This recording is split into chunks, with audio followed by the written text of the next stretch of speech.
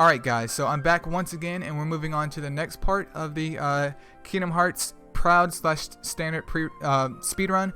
Now this tactic can also work in the level 1 runs. I never mentioned that in previous videos, but anything. It doesn't really matter difficulty. This is just showing more of the harder runs. But we're heading back from Deep Jungle because we just completed, and there's really not much to do here other than just take the gummy ship routes that we've already completed back to Traverse Town. Luckily, if you've been following along, especially with the English version, we can do a couple of skips in the second visit of Traverse Town to help save us some time. So do keep that in mind. But yeah, we're just going to head back here. I wish we could just put this on auto and walk away from the game for like 5 minutes, but unfortunately we do have to play through this. You got to stay focused as well, especially on Proud, because you can literally blink and die. Not only with Sora, but in your gummy ship as well. And I also want to say, if you guys have any comments or questions that you want to leave for me, feel free to leave them in the section below. I'll gladly answer them and try and help them out as best as I can. If you plan on streaming the game, let me know, and I'll definitely hop in if I can as well and give you my small tips that I can give. But I definitely been having a lot of fun voicing over this as we go through the game and showing what I have learned. And once again, keep in mind, I'm not a world record holder in this category. I'm nowhere near world record. But I'm currently, at this video time, I'm 10th place in standard, and I think I'm like 11th or 12th in Proud mode right now. I definitely want to get my times down. It's just grinding it out and gaining more knowledge with the game. But I feel like I have a decent amount of information to definitely help those guys out that are interested in speedrunning this game. But we're going to go ahead and menu down or up, hit select world, and head back to Traverse Town, because we gotten our gummy ship pieces from Wonderland and Deep Jungle, and we want to head off to new and exciting worlds, which is Agrabah. Now I'm about to die here because of incorrect positioning, but Agrabah, at least to me, is literally the worst area of this game. Especially on Proud mode, it is literally the worst. You have poorly designed boss battle after poorly designed boss battle, and it's just a bad time. Like, if Agrabah goes good, like I stated before in my Deep Jungle video, then life's good, dude. We are looking out. Life is great. We actually have a run. If Agrabah's bad though, I'm like, yeah, I'm just gonna reset the run. I'm just gonna cut this game off because Agrabah is literal garbage. Literal garbage. But we're going to go over here to Traverse Town, and we can actually skip going to see Merlin since we've already visited Merlin. But we do have to see Sid first, and then we're also going to make a couple of upgrades to our gummy ship just to help with us getting through the areas as fast as possible, which is why we picked up those extra chests in Deep Jungle, and it's also why I told you that you need to make sure you win that race against Riku to get that pretty stone.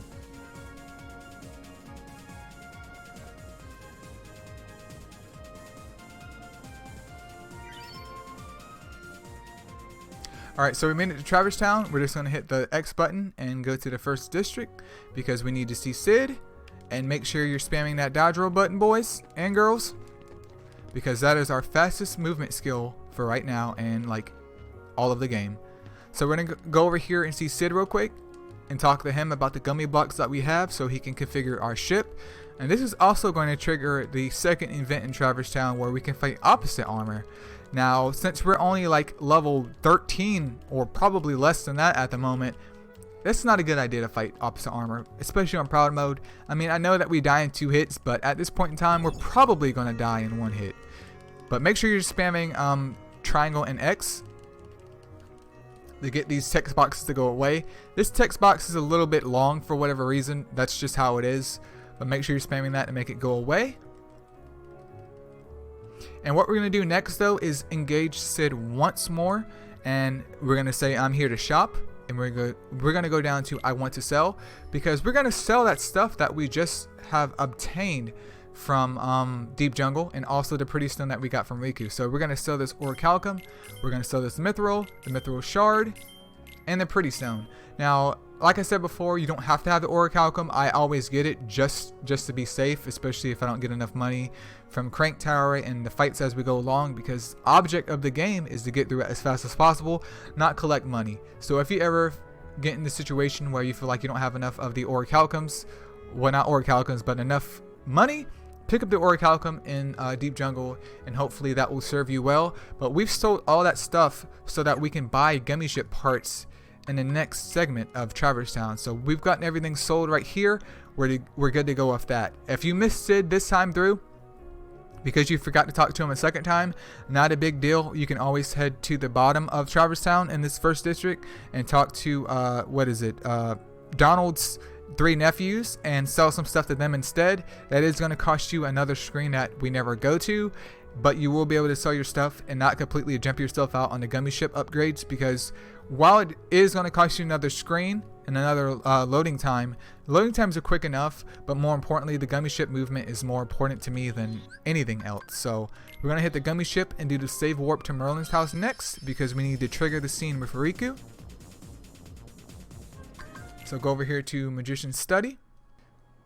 Alright, so after save warping to Merlin's that we just did, after we saw Sid, you make sure you want to talk to Merlin. Make sure you talk to Merlin, because if not, you're going to do what I just did a little bit earlier in the video and not prompt the scene that we need to see, which is seeing Riku after we visit Merlin.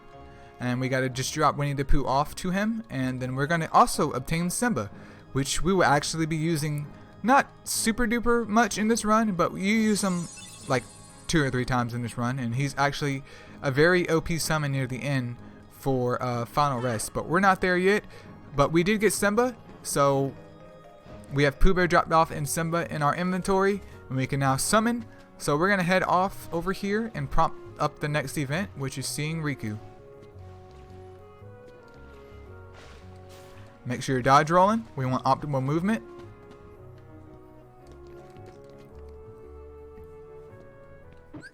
Go ahead and hit skip cutscene. Then we're going to roll over here real quickly and just open up this shortcut, because if you don't open this shortcut up now, unfortunately, you're going to play yourself, and it's not impossible to do it after you come out of the house, but Heartless are going to be around, and it's going to cost you some time if you have to either go back to Merlin's or run around the entire area through the second district back to the first district, just so you can actually go see Sid again. But after you've unlocked that shortcut, dodge roll up here to the house and engage in a couple more scenes by talking to Sid. Once again, make sure you're spamming that triangle and the X.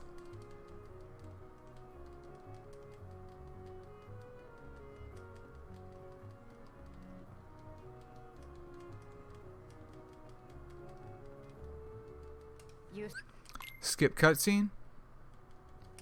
Triangle and X again, boys.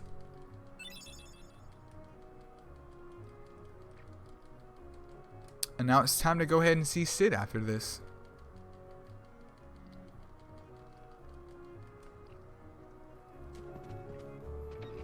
Hit that dodge roll. Jump down here. Make sure you're dodge rolling now. Now we're going to see Sid, because he has just agreed to being our gummy ship drug dealer.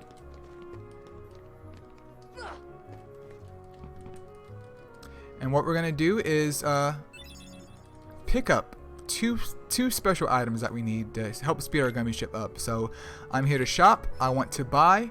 Go ahead and pick up the Fire G, which is the second one over here, which costs 250 money. And then we're also going to pick up the Haste G. So all that you need is 1,250 money at the very, very minimum to pick up what you need. But I definitely recommend, if you get to this point and you don't have enough money, just reset the run and try it again until you get it, because this is very, very important for movement. And not having this to your gummy ship actually really cuts down, well, actually increases your time by quite a bit as we move on in the run, because you're missing a go fast item. So we're going to buy the Fire G and the Haste G. Tell him never mind, and that's it. It's time to leave from Traverse Town 2, and we're gonna go ahead to Agrabah, which is Agrabah. So gummy ship menu, Go ahead and go back to that garage because we are going to customize our gummy ship once again. Now this is where some players do add in the cannon here, but I've already added it in because that's just the way that I do it. But what we're going to do next is not move the cockpit. That's definitely what we're not going to do. What we're going to do next though is get that fire IG that we just had.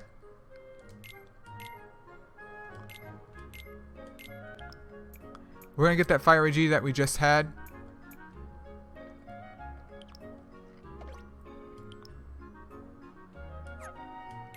We can either place it right there on the fire G that we had, or we could place it right beside of it.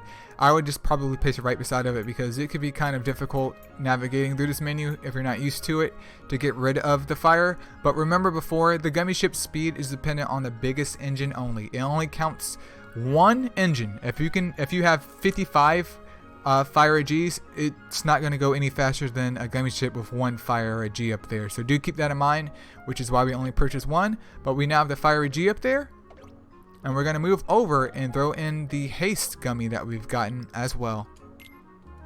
And that's it for our second upgrade to our gummy ship. This is going to make us go a lot faster with that fire G, and also the haste gives us the opportunity to go even faster for short periods of time. And after that, it's time to head to the warp hole.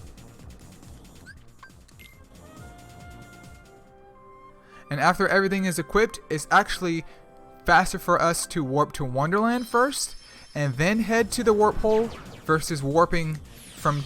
Actually, it's faster for us to go to Wonderland and then go to the warp hole versus us going to Traverse Town and heading directly to the warp hole from there. People have tested this out. I haven't personally done it, but people have tested it out and they've come through the stream and told me that, hey dude, this is faster. So that's the way that we're doing it. So we're going to get over here. Make sure you hit that haste button, which is the square button on PS4, to get that gummy ship going fast.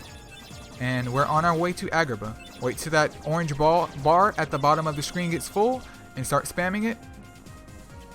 Chipper Dell is going to prompt us about this portal. Take it. And then we're off to Meme Land. And with haste, you want to try and make sure you spam it as much as possible. It really does help speed up your gummy ship. As well as the fire G. It doesn't look like it's a lot faster, but I'm telling you, it is. Just watch out that you don't mess yourself up with haste though, especially in Proud, because you could just haste yourself right into a wall, and that's going to be rest in peace for that gummy ship mission. But very, very important upgrade. If you somehow don't have enough money for both though, I would recommend at least getting the haste G. But ideally, if you're following this to the T, you should always have enough money for both.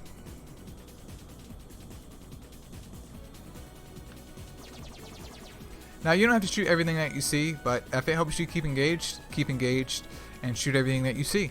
And also, this is also the best time for you to not press X, but the best time for you to give your thumb a break and actually use like your index finger to do this.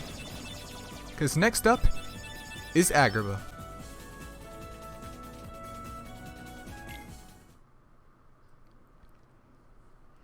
So I know that we have the new equipment here, but we're not going to put that on just yet. There's a couple things that we need to do, and just make sure you follow along, and it's super duper easy. So first what we're going to do is dodge roll over here and go visit Jasmine.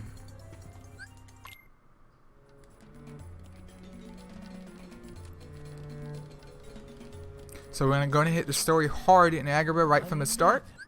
Skip the cutscene, and then next up we're going to head to Aladdin's house. And you'll come to find out why this world is just awful very, very soon. So we made it to Aladdin's house. Make sure you free the carpet. Free the carpet, boys. Free them. Free the carpet. Make sure you're pressing that triangle button. And next up, we're going to grab this chest in the back. Now, this should be Elixir or Mega Elixir. Mega Elixir, you can tell that I played this game too much. Very, very important for later on in the game. We're not using those right now, but we will be spamming them later on. But after you've gotten a Mega Elixir, come over here to the save point. I like to marinate in it just for a second or two, because sometimes if I just touch it, the game for some reason acts like I never touched it at all. But I like to marinate into it for like a second or two after everything goes away. And then we're going to head out through this way to the plaza because we're gonna have to go save Aladdin, and this is the shortcut to the first area which we dropped in at the beginning of this world, which was literally like 20 seconds ago. But we gotta go save Aladdin now. Skip the cutscene. We're gonna engage the carpet, and then we're actually gonna put Simba to use. So what you're going to do is skip the cutscene here. I like to dodge roll twice and then summon Simba because we're going to use Simba hopefully to clear out both wave of the bandits. And while I think the argument with beginner is that this isn't necessarily faster, at least for standard and proud, this is the way that you do it. It's the quickest way to kill all targets and prevent damage from Sora, which is always the goal in a speedrun.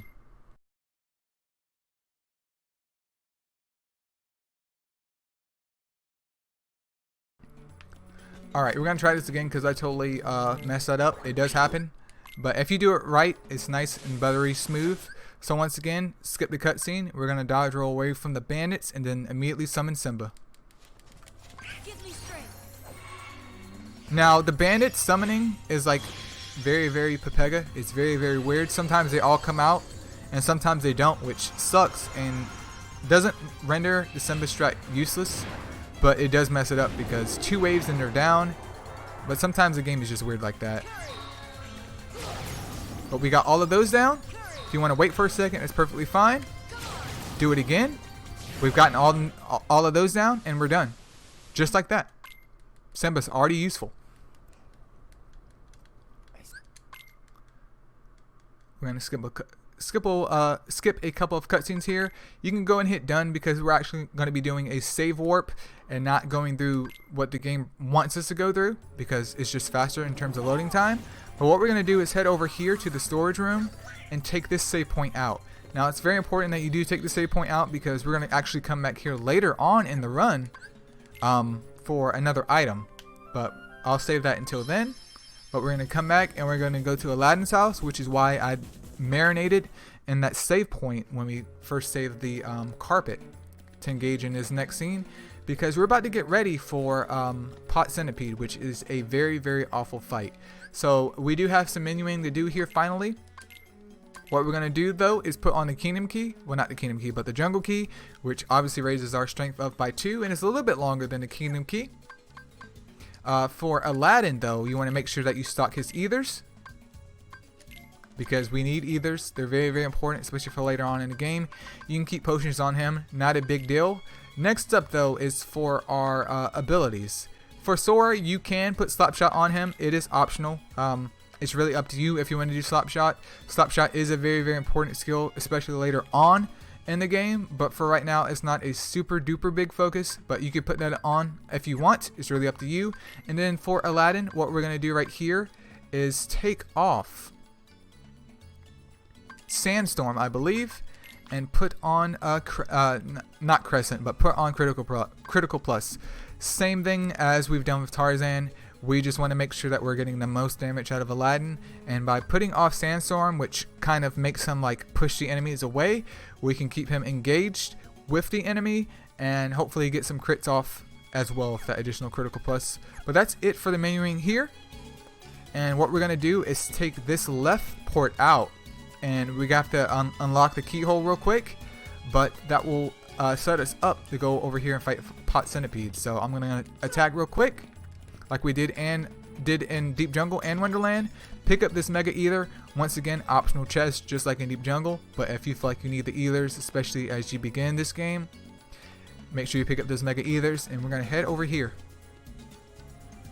So if you walk in already and you see that your command menu is already red, that means you just have terrible RNG, which I get all the time in Agrabah. This also happens in Halloween Town later in the run, where black funguses will spawn, and while they offer a lot of experience, this is a speed run, so for speed running purposes, we don't want to sit right here and engage with an enemy that we can, you know, kill in a couple hits and move on with our task. So if it pops up, which they will pop up, simply leave the area and come back. So we've come back and now we should have our regular Heartless spawn. And if they jump down, not a big deal, but try not to go down there because it sucks.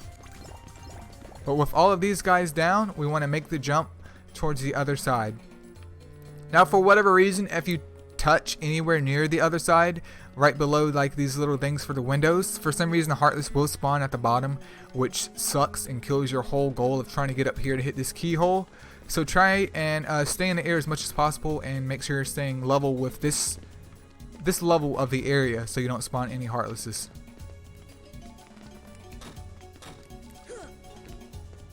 And do that attack if you need to, just to give Sora a little bit more room. And we made it. Unlock this keyhole, and next up is our first of many boss fights in Agrabah, Pot Centipede. This fight is absolutely disastrous. But we're going to head up here. Head back up to Aladdin's house, like we're going to go into it, but not go into it. If you get hit, not a big deal.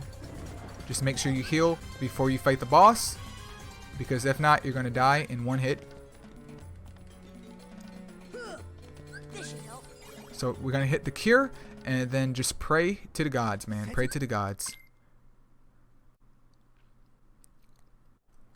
Alright, so this is one of a whole bunch of difficult bosses to come. Pot Centipede on Proud, you literally die in 2 hits. There's a whole bunch of pots here, so there's a whole bunch of ways to die. But hopefully if you engage him properly, this won't be a super duper bad fight, but it can be a bad fight. Luckily with Stop Shot's quick hit, we can kind of add in a couple iframes of Sora to do some additional damage to Pot Centipede without suffering from any excess damage. But the goal of this is to hopefully break him down until he gets to around 2 pots. That way, as he's moving through the areas or traversing through the areas, we can aerial combo him, and Sora's finisher has a wide enough arc range to hit both his butt and his head, which causes double the damage on Pot Centipede to get him out. There's also a trick where once you beat Pot Centipede, you want to head to the first part of the stage where we came from when we first got into this world, because there's no loading zones for this fight. So it's going to skip a loading zone or 2 for us and have us propel forward to go ahead and fight Tigerhead, which is the next meme boss in this run. But we're going to go over here and engage him.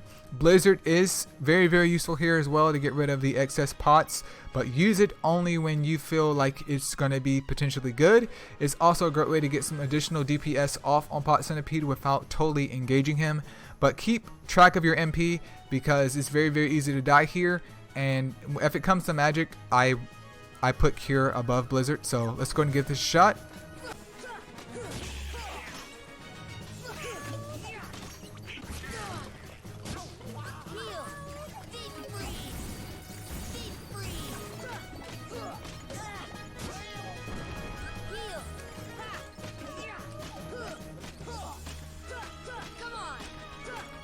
Like I said, aerial combos are king here.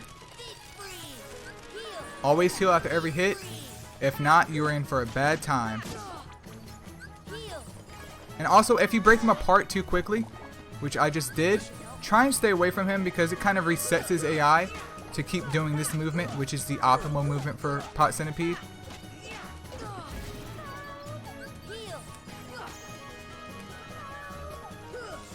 Trying to get a good setup to get some damage on him.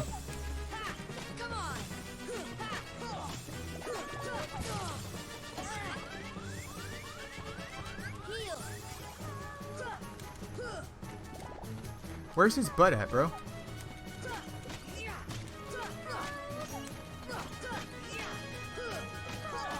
So he's moving just like this. Good, but not the area that I want him to go to, because we want to go to that loading zone, but it is what it is.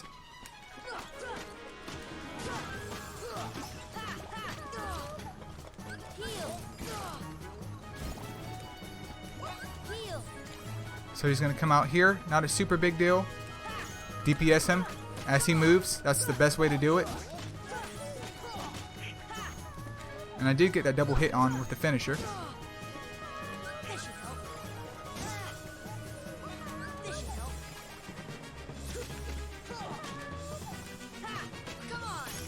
Alright, so he's down, but obviously if this was optimally done, we would be at the other keyhole to basically skip that loading zone. But unfortunately, since where he was positioned at, it wasn't a good representation of the fight, but it just happens. Like, Pot Centipede and me, we're not friends, But we could just move on from that and move on to the next boss in the game, which is equally, if not more, terrible than Pot Centipede, which is Tigerhead.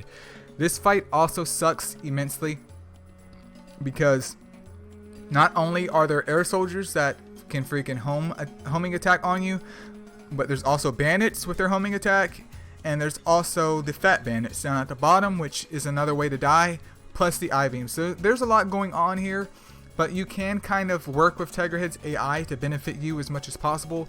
You just want to stay on top of his nose region and basically attack his eyes and try and simultaneously attack the eyes, or do 2 hits of Sora's combo on one eye and then do his finisher on the other to try and spread equal damage to equally take them out at the same time if possible.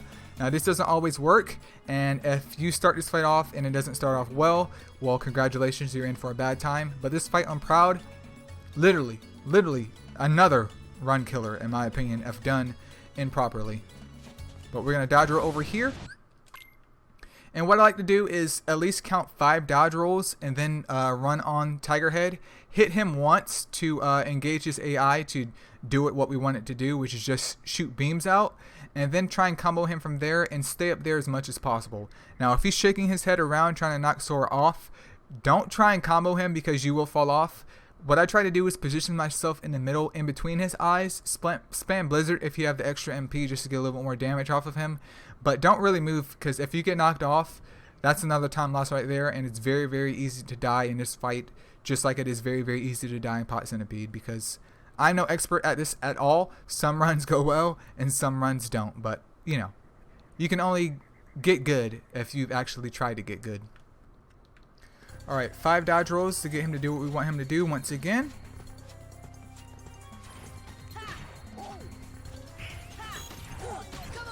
And then we're going to start trying to spread our combo damage by switching targets on his eyes. With Slapshot, it is a bit tricky though, because Sora does like close in a little bit a little bit tight in terms of the combo. So if you want to have it off, I perfectly understand that. But Slapshot does have the ability to crit, which is extra damage.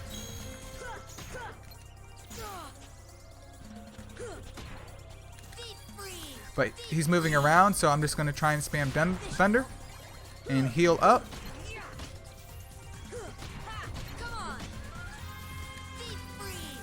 Once again, while he's moving, I'm just spamming Thunder. Not Thunder, but Blizzard, because I don't want to fall off with his movement. And this is ideally what you want him to do every time you fight him. And that's it for Tigerhead. That is it. That fight goes nicely if it's done correctly, but it goes awful if you mess up one step during this process. So we're done with Tigerhead, and we're going to go through this next area here to head to Jafar 1. So we're going to go over here and take this waterfall up after we've dropped down from the first area. Come up here, hop on over, keep coming up. If you don't have the extra MP, definitely touch that save point, at least in terms of save points later on in the game. But after you touch the save point, we're going to run through here and break down this fire pillar. And also having Aladdin in your party is ideal because he does a lot more DPS than Donald or Goofy. I don't know why I had Donald and Goofy in my party, but yeah, don't make the same mistake I did and keep Donald and Goofy in your party right now, because Aladdin's DPS right now is actually pretty on par with Sora's, believe it or not. But we've broken that pillar from this room of the silent chamber, and now we're going to head up. And we're going to skip past these guys.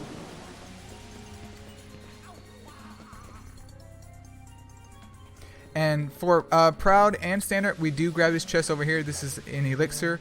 It looks far away, but you can make the jump with Standard Sora's regular jump, and with the attack extension, what we've hopefully been getting some practice in from doing in not only Wonderland and Deep Jungle, but also Agrabah, and once again Agrabah as well. So let's try this out and let's hopefully reach it.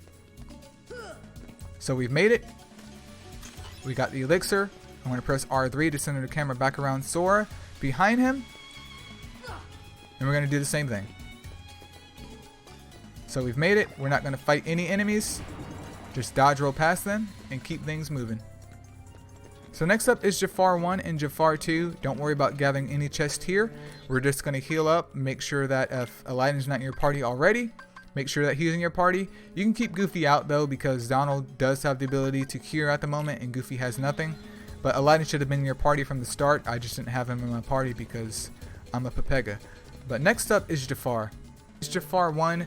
This fight is also what I like to deem as a run killer, just because Jafar 1 wastes so much time traversing around the stage where it's just a waste of time at this point, because you're losing literal minutes to him because his AI is just a big F word. But what we're going to do here with Jafar 1 is try to get him into a loop where we're going to try and manipulate his AI to go to where we want it to go at, and we're also going to try and force him by using a specific combo to do the magic barrier so he stays in place, so we can then continuously combo on him.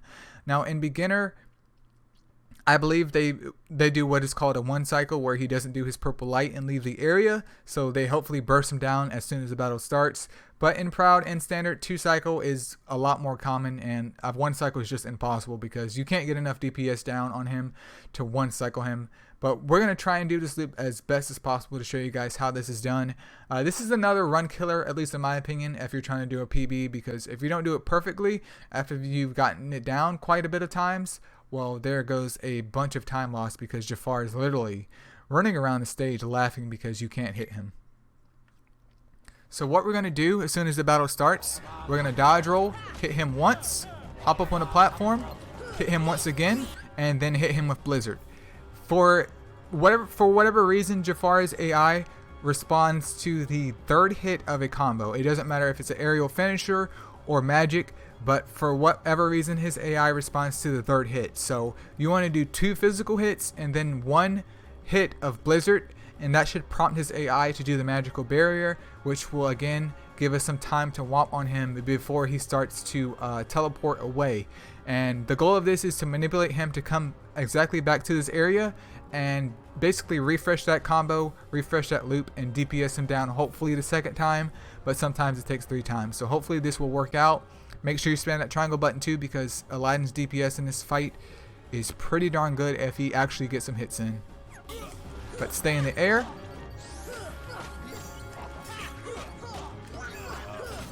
This is exactly what you want him to do.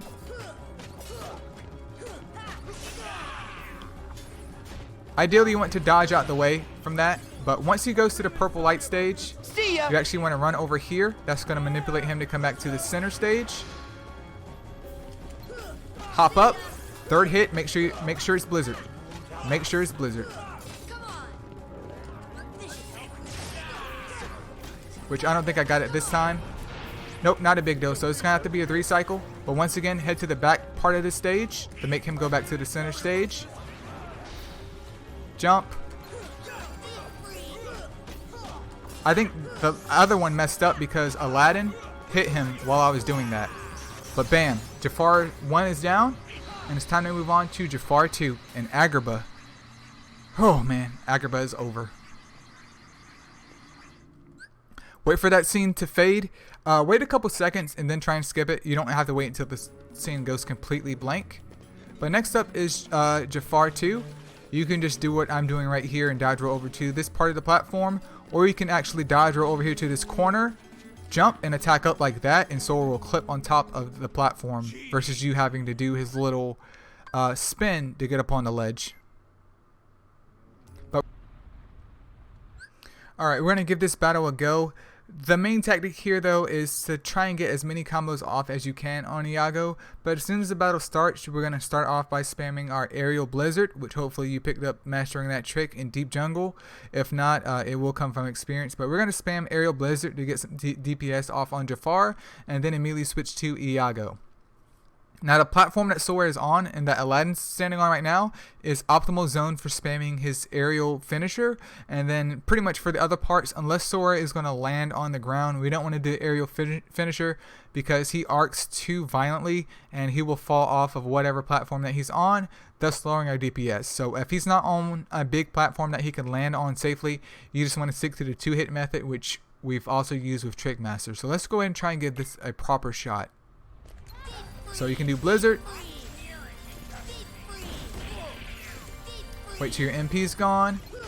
And then start hitting Iago. You don't want to hit him too hard though, which sounds weird because this is going to make his AI like hide behind boundaries of the game, which we can't damage him with. Like he'll go right behind this wall.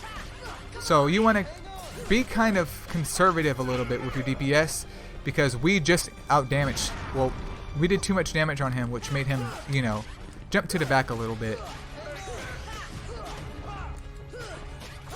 But basically, whomp on him as much as you can. Do 3 hits when possible, but if not possible, just do 2 hits. And at this part, if he goes over here, I try to manipulate his AI by dodge rolling into this corner, which seems to be pretty stable because he always comes over if I dodge roll into this corner. And hopefully if we can get Aladdin up here, we can DPS him down some more. And hopefully end this fight right here. Which soars finishers whiffing. It does happen. But yep, he's down. That's it. That's how you want Jafar 2's fight to go, especially because that fight is absolute garbage. Just like this world on Proud mode. Absolute garbage. Actually, this world in general is just absolute garbage from a speedrunner perspective. I just got to get my angst out for Agrabah. All that we have left though is this little rug scene or carpet scene where we're escaping from the tunnel. Now you want to make sure that you die here because people can die in beginner mode. You can die in standard and also proud. But this is the last mini game in the game that we can kind of skip through. And the game doesn't punish you. It doesn't punish you at all. It kind of just moves you forward with the game. So you do want to die here if possible. It does take some practice. Obviously it's the easiest on proud, but you can even die in beginner. So not too many excuses if you can't do it. I can't do it all the time on standard, but at least proud seems to be pretty steady. But we just need to do one more hit, and we skip the mini game. I think this one right here saves at least 20-30 seconds, maybe 40. But that skips us out of that mini game, and because this is a speed run, we got to go fast. That's a very good thing. But right here, we're gonna get our next Keyblade, which is 3 wishes. And also the Genie Summon, which is going to be very important for us later on in the Proud run, but it's not a tactic that I'm going to really recommend, so we're actually not going to be using Genie. If you want to see the Genie strat later on in the run, I will mention it then, but for this video purpose, I won't recommend it because it's honestly not recommended unless you're doing a level 1 strat. But anyways, we got 3 wishes from Aladdin. We also have our next summon Genie, and we're done with Agrabah. So in the next video we will start covering Monstro and then Halloween Town, and we're making our way through the mid-game part of the KH1 speedrun in Standard and Proud. Definitely thank you guys so much for watching, and I'll see you guys in the next part. See ya!